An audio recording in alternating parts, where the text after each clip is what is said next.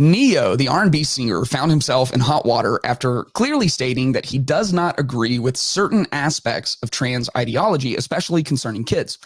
After the expected backlash, NEYO put out a heartfelt apology online. However, whatever salve that created was quickly dismantled as NEYO went live on social and let the world know that his PR folks put that out and he stood by his stance. And so let's watch how this whole drama originally played out.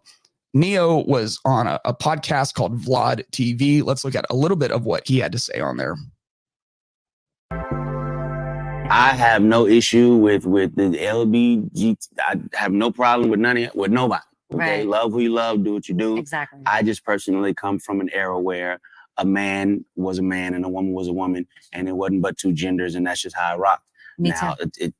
you could identify as a goldfish if you feel. Right. I don't care. That ain't my business. It becomes my business when you try to make me play the game with you. I'm not going to call you a Right. goldfish, but Exactly. you want to be a goldfish, you go be a goldfish. It's all good. Amen. I mean, Well said. it's just, we live in a weird time, man. We do. We live in a time where a person will have a mental breakdown in front of their camera. Right. Wait, let me wipe balance. No, it's right. That's crazy, right? What the hell is that? He goes on to make what is really his main point, which is if your 5-year-old comes to you or your 12-year-old comes to you and says, hey, I'm now the opposite gender, that in NEYO's perspective and in the majority of the world's perspective, you don't just give into that. It's time to have a conversation, and it's time to do your best to square your kid up to reality. Now, there's obviously a lot of nuance involved in that conversation, and there are things like early onset gender dysphoria, which are very real and which need very real intervention. But the cultural idea, why it's so crazy to see a famous celebrity pop star saying something like this, which again, the majority of people see as pretty common sense, is that there is a very, very loud vocal minority of opinion who does not allow you to say that. You are not allowed to have that kind of conversation. And what we saw very quickly is an apology from NEYO. Now, he said, look, this is how I grew up. This is what I believe. This is a conviction that I'm willing to put out for the world on a podcast. And then within a matter of hours, he puts out this apology. After much reflection, I'd like to express my deepest apologies to anyone I may have hurt with my comments on parenting and gender identity. I've always been an advocate. I understand how my comments could have been interpreted as insensitive. Gender identity is nuanced. I can honestly admit I plan to better educate myself so I can approach like the basic, like what you would expect, the apology everyone puts out when they step on a cultural landmine.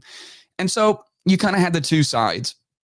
For the majority of people who see it as common sense that your 7-year-old can't make any decisions about, you know, their sex life. They can't get a tattoo. They can't make decisions about voting. Like they have a fully unformed prefrontal cortex. They can't make lifelong decisions. So they shouldn't be able to like go through serious procedures that will change them for the rest of their life, especially when there's not good evidence on it. Most people see that. However, it's so rare for people to come out and say it that for the people who hold to common sense, they saw this as just another person who was bullied into submission by a very, very, very vocal minority. And, you know, it was a little bit disappointing. And then for the people who are in that very vocal minority, they saw this as a win. Now, what's interesting about these kinds of apologies is you have a guy who is like in his 30s or 40s, and he's held this conviction his entire life. And in a matter of hours, he comes out, and this is basically the apology. Hey, I know I've held this belief and conviction for the last 37 years, but after being bullied for the last 2 hours, I now believe something completely different. Like no one is ever educated into changing their mind on this. NEYO didn't come out and say, I had some conversations with people who enlightened me to some realities and research that I've never known before. I am now going to study this topic in a researched fashion to see if I need to change my mind on what I believe. No. It's like, hey, I know that I've believed this for 78 years, but a lot of people yelled at me, so now I don't believe it anymore. So, you know, this was kind of par for the course. It actually wasn't even unexpected. When you say something like that all of a sudden your reputation's on the line, your sponsorships are on the line, the bag's on the line, it's all on the line. But my real question for NEYO is, NEYO, how are you actually feeling about being canceled? And I'm so sick of- Oh, that's what I thought. He is not standing for it. And so he went on to his personal social media and said this. What's going on, loved ones? This is NEYO. All right, listen.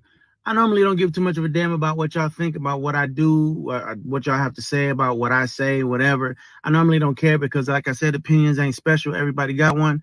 However, this is something I feel very strongly on, and I need y'all to hear this from the horse's mouth, not the publicist's computer. So check this out. First and foremost. So that's a big, that's like a big behind the scenes of he's claiming that wasn't my apology. We've got PR firms for that. My management freaked out. They put that out. They run my accounts. Now I'm going to tell you what I think. I do not apologize for having an opinion on this matter. I am a 43-year-old heterosexual man raising 5 boys and 2 girls. Okay, that's my reality. Now, if my opinion offended somebody, yeah, sure, I apologize for you being offended because that wasn't my intention. My intention is never to offend anybody. However, I'm entitled to feel how I feel. So basically, to sum it up, NEYO said, and I'm so sick of. He's just sick of it. He's not getting canceled. And this is a powerful truth that people don't quite understand. Being canceled is synergistic. It requires 2 different parties. Now, sure, people can take away sources of income from you. They can take away sponsorship. You can get dropped from labels. But to actually be canceled and silenced and put into a corner and have to give up your convictions, it requires your permission. It requires you to bend the knee. Now, if NEYO was putting out an opinion that was clearly incorrect, then he, the wise thing and the humble thing would be to learn from it and to listen and to get educated on it and then to make the best decision moving forward that he can, regardless of how you feel about what he is saying and his opinion on this matter. In today's climate and today's culture, it's quite fascinating to see someone with the courage of conviction. Like I've said, people have their convictions. What NEYO is expressing is something that I do believe is held as common sense by the majority of people, but the majority of people are cowed into silence on very obvious issues and very important issues because of the tyranny of the minority of the loudest voices who will try to get you canceled. And he just said, and I'm so sick of. I'm not doing it. I'm going to come right back on and tell you guys what I think. And he said, I do not apologize. Now, I'm a big believer in apologizing. As a matter of fact, about 11 years ago, I had a mentor who said, in any given situation, when there is conflict, one of the questions you should ask yourself before you address it is, what are all of the things that I can rightfully apologize for? Andre Jennings gave me that advice, and it changed my life and it changed my leadership. Apologizing is one of the most powerful things that you can do. But when you apologize for a conviction you haven't changed, you're lying. Wow. That's all you're doing. It's not an apology. It's a fabrication. It's a lie. And it doesn't actually help anybody. And we have to be able to stand by the courage of our convictions. Holding convictions in private requires clarity. To have a strong conviction, you have to have some level of clarity, and you should seek clarity. He's obviously thought a lot about this issue. He's probably looked into it at some level, you would think, to say something about it. And now he has clarity, and he has a private conviction. Holding convictions in private requires clarity.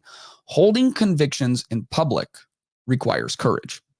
And as a Christian pastor, and for those of you who are believers who listen to the podcast, the vast majority of things that Scripture teaches us about the Christian ethic and the Christian morality, how we're supposed to live our life, are now in direct conflict with the world and culture that we're living in.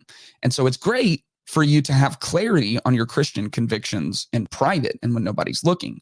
But increasingly so, holding those convictions in public is going to require a good deal of courage.